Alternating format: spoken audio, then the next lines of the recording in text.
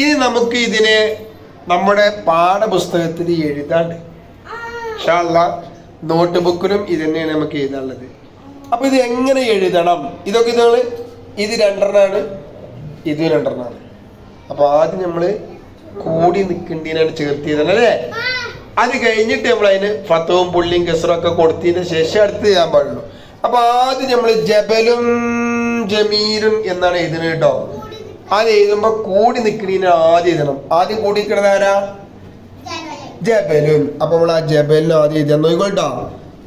ജീമിന്റെ കൊങ്ങനെ ഇട്ടു, ബാഇന്റെ കൊട്ടിട്ടു, ലാമു ഇട്ടു, എന്നിട്ട് പുള്ളിയിട്ട ജ ബ ലുൻ ജബലുൻ. നമുക്ക് ജമീലും എഴുതണ്ടിട്ടോ. അതും 4 കൂടിയാ നിൽക്കണത്. അപ്പൊ നമ്മള് ആദ്യം ജീമിട്ടു, മീമിട്ടു, പിന്നെ നമ്മൾ പഠിക്കാത്ത അക്ഷരം ഇട്ടു. ഇൻഷാ അല്ലാഹ് നമ്മൾ പഠിക്കും. കണ്ടോ? ഇങ്ങനെ ഉണ്ട് എഴുതി കൊടുത്തിട്ട് ജ മീ മീലുൻ ജമീലുൻ ജബലുൻ ജമീലുൻ.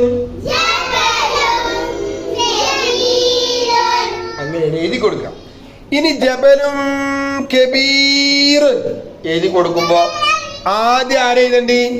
ജബലുൻ. ജബൽ എഴുതുമ്പോ നോക്കി നോക്കിക്കോളി. ഇങ്ങനെ തന്നെ നിങ്ങൾ എഴുതി പഠിച്ചാൽ നിങ്ങൾക്ക് പരീക്ഷയ്ക്ക് എല്ലാ മാർക്ക് ഉണ്ടാവും. ജ ബ ലുൻ ജബലുൻ.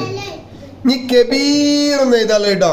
അപ്പൊ ആദ്യം നമ്മൾ കാഫിന് ഇങ്ങനെ എഴുതി, പിന്നെ ബായിന്റെ കൊട്ടിട്ടു, പിന്നെ നീട്ടാനുള്ള കൊട്ടിട്ടു, പിന്നെ റാ ഇട്ടു, എന്നിട്ട് കാഫിന്റെ വാലിട്ടു ക ബി റുൻ കബീറുൻ ജബലുൻ കബീറുൻ.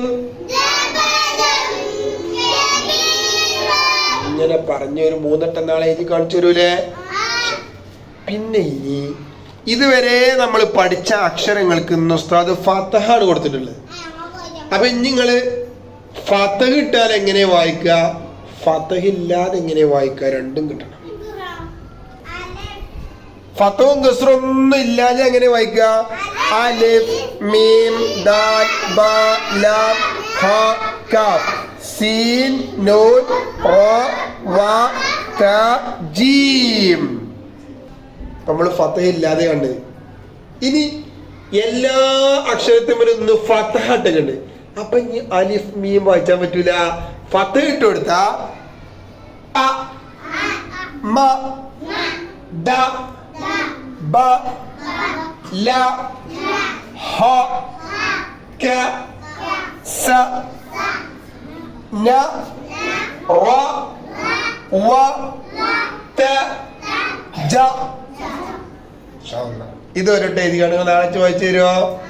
ഇൻഷാ അല്ലാഹ് പറയും. ഇൻഷാ